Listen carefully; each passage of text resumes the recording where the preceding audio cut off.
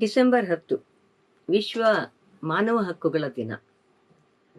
ಈ ದಿನವನ್ನು ವಿಶ್ವದಾದ್ಯಂತ ಮಾನವರ ಹಕ್ಕುಗಳು ಏನು ಸಹಜವಾಗಿ ತಮಗೆ ತಾವಾಗಿ ಸಿಗಬೇಕು ಅಂಥದ್ದು ಸಿಗದೇ ಇದ್ದವರಿಗೆ ಕೊಡಮಾಡುವಂತಹ ಉದ್ದೇಶದಲ್ಲಿ ವಿಶ್ವಸಂಸ್ಥೆ ಡಿಕ್ಲೇರ್ ಮಾಡಿದಂತಹ ದಿನ.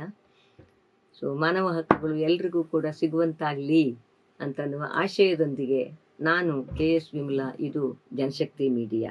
1948ರಲ್ಲಿ ವಿಶ್ವಸಂಸ್ಥೆ ಸಾರ್ವತ್ರಿಕ ಮಾನವ ಹಕ್ಕುಗಳ ಕುರಿತು ಘೋಷಣೆ ಮಾಡಿದೆ ಅಂತ ಹೇಳಲಾಗ್ತದೆ. ಮತ್ತು 1950ರಿಂದ ಅಂದರೆ ಆಲ್ಮೋಸ್ಟ್ 2025ರಲ್ಲಿ ಇದ್ದೀವಿ ನಾವು. ಇಷ್ಟು ವರ್ಷಗಳ ಅವಧಿಯಲ್ಲಿ ಈ ಮಾನವ ಹಕ್ಕುಗಳ ದಿನ ವಿಶ್ವದಾದ್ಯಂತ ಆಚರಿಸಬೇಕು ಅಂತ ವಿಶ್ವಸಂಸ್ಥೆ ತನ್ನ ಜನರಲ್ ಅಸೆಂಬ್ಲಿ ನಿರ್ಣಯದ ಮೂಲಕ ಘೋಷಣೆ ಮಾಡುತ್ತೆ ಅಂತ ನಮಗೆ ವಿವರಗಳು ಸಿಗ್ತವೆ.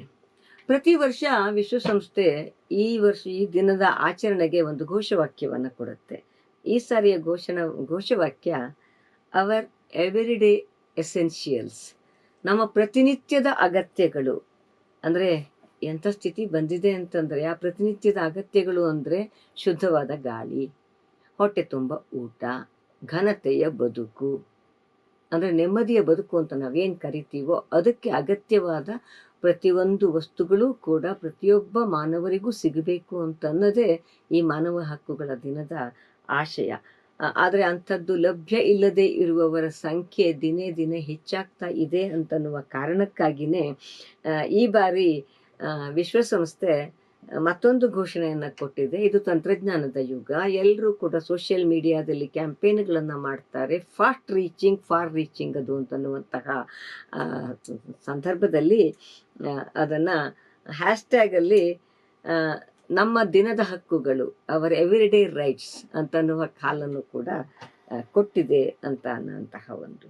ಸೊ ಹಾಗಾದರೆ ಈ ಮಾನವ ಹಕ್ಕುಗಳು ಅಂತ ಅನ್ನೋದು ಎಲ್ಲೆಲ್ಲ ಉಲ್ಲಂಘನೆ ಆಗ್ತಾ ಇದೆ ಅಂತ ನಮ್ಮ ಭಾರತದ ಸಂದರ್ಭಕ್ಕೆ ನಾವು ಬಂದು ನೋಡಿದರೆ, ಬಹುಶಃ ಪ್ರತಿನಿತ್ಯ ನಡೀತಾ ಇರುವಂತಹ ದೌರ್ಜನ್ಯಗಳು, ದಲಿತರ ಮೇಲೆ ದೌರ್ಜನ್ಯಗಳು, ಮಹಿಳೆಯರ ಮೇಲೆ ದೌರ್ಜನ್ಯಗಳು, ಆದಿವಾಸಿ ಬುಡಕಟ್ಟು ಈ ಜನಾಂಗದ ಬದುಕೇ ನಶಿಸಿ ಹೋಗುವಂತಹ ಸ್ಥಿತಿಗಳಲ್ಲಿ ಇರುವಾಗ ಬಹುಶಃ ಈ ವಿಶ್ವ ಮಾನವ ಹಕ್ಕಿನ ದಿನದ ಆಶಯವನ್ನು ಕೈಗೂಡಿಸೋದಕ್ಕೆ ಎಲ್ಲರೂ ಕೂಡ ಒಟ್ಟಿಗೆ ಕೆಲಸ ಮಾಡಬೇಕು ಅಂತನ್ನುವ ವಿಶ್ವಸಂಸ್ಥೆಯ ಸದುದ್ದೇಶ ಅರ್ಥ ಆಗ್ತದೆ.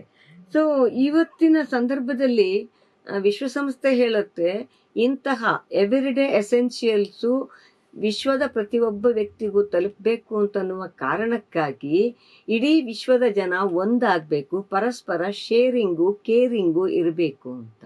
ಆದರೆ ಭಾರತದ ಸಂದರ್ಭದಲ್ಲಿ ನಾವು ನೋಡೋದನ್ನು ಈ ಥರದಲ್ಲಿ ದೌರ್ಜನ್ಯಗಳು, ಶೋಷಣೆಗಳು ಮತ್ತು ಅಭಿವ್ಯಕ್ತಿ ಸ್ವಾತಂತ್ರ್ಯದಂತಹ ನಮ್ಮ ಸಂವಿಧಾನವೂ ಕೊಟ್ಟಿರುವ ಮೂಲಭೂತ ಹಕ್ಕನ್ನು ಕೂಡ ಕಿತ್ತುಕೊಳ್ಳುವಂತಹ ಕೆಲಸ ನಡೆಯೋದನ್ನು ನಾವು ನೋಡ್ತಾ ಇದ್ದೀವಿ. ಪತ್ರಿಕಾ ರಂಗ ಅಥವಾ ಪತ್ರಿಕಾ ಸ್ವಾತಂತ್ರ್ಯ ಅಂತ ಏನು ಹೇಳ್ತೀವಿ, ಪ್ರಜಾಪ್ರಭುತ್ವದ 4ನೇ ಅಂಗ ಅಂತ, ಅದರ ಮೇಲೂ ಕೂಡ ದುರ್ದಾಳಿ ಒಂದು ಕಡೆಯಿಂದ ಆಗ್ತಾ ಇದ್ರೆ, ಇನ್ನೊಂದು ಕಡೆ ಆ ಪತ್ರಿಕಾ ರಂಗವನ್ನು ಅಥವಾ ಮಾಧ್ಯಮ ರಂಗವನ್ನು ನಡೆಸ್ತಾ ಇರೋರಿಂದ ಸಂವಿಧಾನದ ಮೇಲೆ, ಮಾನವ ಹಕ್ಕುಗಳ ಮೇಲೆ ಉಲ್ಲಂಘನೆ ಆಗ್ತಾ ಇರೋದನ್ನು ನೋಡ್ತಾ ಇರುವಂತಹ ವಿಪರೀತ ಸಂದರ್ಭಗಳು ಇದ್ದಾವೆ. ಇನ್ನು ವಿಶ್ವದ ಸಂದರ್ಭದಲ್ಲಿ ನೋಡಿದರೆ, ಪ್ಯಾಲೆಸ್ಟೈನ್ ಅಂತಹ ಕಡೆಗೆ ಚಿಕ್ಕ ಮಕ್ಕಳನ್ನು ಬಿಡದೆ ಆಗ್ತಾ ಇರುವಂತಹ ನರಮೇಧಗಳಿರಬಹುದು, ಕದನ ವಿರಾಮ ಅಂತ ಘೋಷಣೆ ಮಾಡಿದ ನಂತರವೂ ಕೂಡ ಅದನ್ನು ಉಲ್ಲಂಘನೆ ಮಾಡೋ ಅಂಥದ್ದು ಇರಬಹುದು, ಅಥವಾ ವಿಶ್ವದ ಹಲವು ಕಡೆ ದುರ್ಬಲರ ಮೇಲೆ ನಡೀತಾ ಇರುವಂತಹ ದುರ್ದಾಳಿಗಳಿರಬಹುದು, ಟ್ರಂಪ್ನಂತಹವರಿಂದ ಆಗ್ತಾ ಇರುವಂತಹ ಆರ್ಥಿಕ ನೆಲೆಯ ದಾಳಿಗಳಿರಬಹುದು, ಸುಂಕ ವಾರ್ ಅಂತ ಏನು ಕರೀತಾರೆ, ಟ್ಯಾರಿಫ್ ವಾರ್ ಅಂತ ಏನು ಕರೀತಾರೆ, ಅಂಥವುಗಳೆಲ್ಲ ಆಗ್ತಾ ಇರುವಂತಹ ಸಂದರ್ಭದಲ್ಲಿ ಬಹುಶಃ ವಿಶ್ವಸಂಸ್ಥೆಯ ಈ ಮಾನವ ಹಕ್ಕುಗಳನ್ನು ರಕ್ಷಣೆ ಮಾಡಬೇಕು ಅನ್ನುವಂತಹ ಕರೆ ಹಿಂದೆಂದಿಗಿಂತಲೂ ಇಂದು ಹೆಚ್ಚು ಪ್ರಸ್ತುತ ಅಂತ ನನಗಂತೂ ಅನ್ನಿಸ್ತಾ ಇದೆ. ಮತ್ತು ನಮ್ಮ ಕರ್ನಾಟಕದಲ್ಲಿ ಬಹುಶಃ ಮತ್ತೆ ಈ ಮಾತುಗಳನ್ನು ಹೇಳದೇ ಇರೋಕ್ಕೆ ಸಾಧ್ಯವೇ ಇಲ್ಲ ಅಂತ ನಾನು ಅಂದ್ಕೋತೀನಿ. ಒಂದಲ್ಲ ಒಂದು ರೀತಿಯಲ್ಲಿ ದಯನೀಯ ಸ್ಥಿತಿಗೆ ತಳ್ಳಲ್ಪಟ್ಟವರ ಮೇಲೆ ಆಗ್ತಾ ಇರುವಂತಹ ದುರ್ದಾಳಿಗಳಿದಾವಲ್ಲ, ಅವುಗಳಲ್ಲಿ ಮುನ್ನೆಲೆಯಲ್ಲಿ ನಂಬರ್ 1 ಅನ್ನುವ ಮೊದಲ ಸಾಲಿನಲ್ಲಿ ನಿಲ್ಲುವಂತಹ ಧರ್ಮಸ್ಥಳದ ಪ್ರಕರಣಗಳು ಕೂಡ ಈ ಮಾನವ ಹಕ್ಕುಗಳ ಉಲ್ಲಂಘನೆಯ ಭಾಗವಾಗಿಯೇ ಬರ್ತಾ ಇದೆ. ಆ ಹಿನ್ನೆಲೆಯಲ್ಲೇನೆ ಅಫ್ಕೋರ್ಸ್ ಸರ್ಕಾರ, ಪ್ರಭುತ್ವ ಅಥವಾ ಬಲಾಢ್ಯರ ಪರವಾಗಿರುವಂತಹ ಮಾಧ್ಯಮಗಳು ಎಲ್ಲರೂ ಕೂಡ ಇಂತಹ ಒಂದು ದಮನಕಾರಿ ಅಂಶಗಳನ್ನ ಮುಚ್ಚಿಡುವ ಅಥವಾ ಅದು ಸತ್ಯಕ್ಕೆ ತೆರೆದುಕೊಳ್ಳದೇ ಇರುವ ರೀತಿಯ ಪ್ರಯತ್ನಗಳನ್ನು ಮಾಡ್ತಾ ಇದ್ದರೆ ಮಾನವ ಹಕ್ಕುಗಳ ಪರವಾಗಿ ಇರುವಂತಹ ಹಲವಾರು ಸಂಘಟನೆಗಳು ಅಥವಾ ಮಹಿಳಾ ಚಳುವಳಿಯ ಭಾಗವಾಗಿ ಇರುವವರು ಮಹಿಳೆಯರ ಹಕ್ಕುಗಳು ಮಾನವ ಹಕ್ಕುಗಳೇ, ಅದರ ಉಲ್ಲಂಘನೆ ಆಗುವುದು ಮಾನವ ಹಕ್ಕುಗಳ ಉಲ್ಲಂಘನೆ ಅನ್ನುವ ನೆಲೆಯಲ್ಲೇನೆ ಮಾತಾಡ್ತಾ ಇದ್ದಾರೆ. ಸೊ ಆ ನೆಲೆಯಲ್ಲಿ ಕೊಂದವರಾರು ಅನ್ನುವ ಅಭಿಯಾನ ಕೂಡ ಮಾನವ ಹಕ್ಕುಗಳ ದಿನವನ್ನು ಮಹಿಳಾ ಹಕ್ಕುಗಳ ದಿನವನ್ನಾಗಿ ಆಚರಿಸಿದಂಥದ್ದನ್ನು ಕೂಡ ನಾವು ನೋಡ್ತಾ ಇದ್ದೀವಿ. ಇದರ ಜೊತೆಗೆ ವಿಶ್ವಸಂಸ್ಥೆ ನವೆಂಬರ್ 25ರಿಂದ ಡಿಸೆಂಬರ್ 10ರವರೆಗೆ 16 ದಿನಗಳ ಒಂದು ಎಕ್ಸ್ಪ್ರೆಷನ್ ಅಂತ ಏನು ಕರೀತಾರೆ, ಮಹಿಳೆಯರ ಮೇಲಿನ ಹಿಂಸೆಯನ್ನ ನಿರ್ಮೂಲನೆ ಮಾಡುವಂತಹ ದಿನ ಅಥವಾ ಆ 16 ದಿನಗಳು ಅಂತ ಕರೀತಾರೆ. ಅದು ನವೆಂಬರ್ 25ರಿಂದ ಪ್ರಾರಂಭ ಆಗಿ ಡಿಸೆಂಬರ್ 10ಕ್ಕೆ ಕೊನೆಗೊಳ್ಳುತ್ತೆ.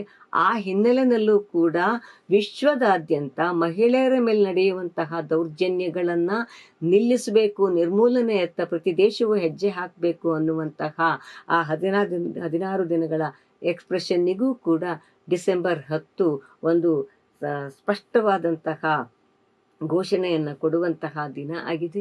ಸೊ ಈ ಹಿನ್ನೆಲೆಯಲ್ಲಿ ಡಿಸೆಂಬರ್ 10 ಮಾನವ ಹಕ್ಕುಗಳ ದಿನವಾಗಿ ಘೋಷಣೆಯಾಗಿದೆ.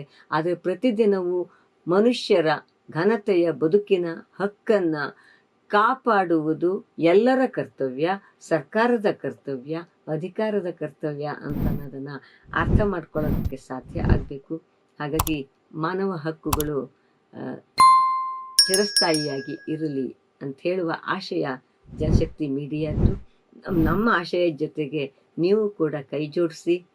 ಇನ್ನು ಸಬ್ಸ್ಕ್ರೈಬರ್ ಆಗಿಲ್ಲದೆ ಇದ್ದರೆ ಪಕ್ಕದಲ್ಲಿರುವ ಬೆಲ್ ಐಕಾನನ್ನು ಒತ್ತಿ ಇಂತಹ ಹಲವಾರು ಜನಪರ ಆಶಯಗಳಿಗೆ ಕೈ ಜೋಡಿಸ್ತಾ ನಮ್ಮ ಜೊತೆಗೆ ನೀವು ಕೂಡ ಹೆಜ್ಜೆ ಹಾಕಿ ಅಂತ ಹೇಳ್ತಾ ನಮಸ್ಕಾರ.